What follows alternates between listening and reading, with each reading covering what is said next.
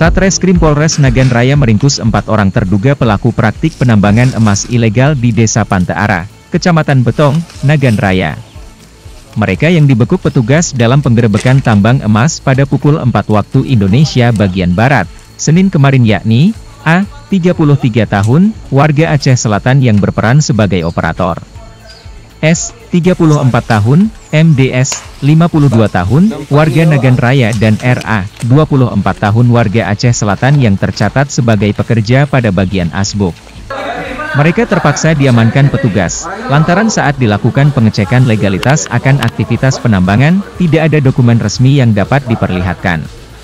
Dalam aksi penggerebekan tersebut petugas berhasil mengamankan alat bukti 1 unit ekskavator, ambal penyaring emas dan alat pegindang emas.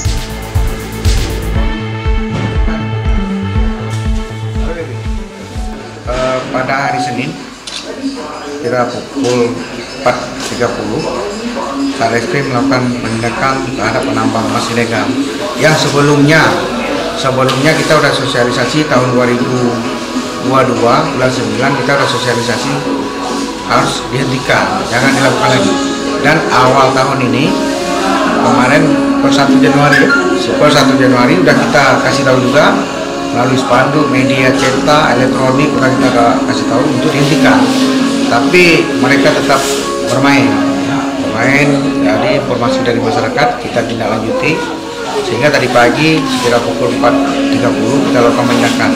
Amankan untuk sementara 4 orang, AG, SE, SY, MD, RA. Ada 2 orang warga Nagan Raya, 2 orang warga Aceh Selatan,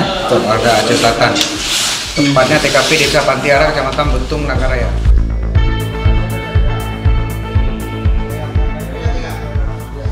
Dari Nagan Raya, Aidil Firmansyah, AJNN mengabarkan.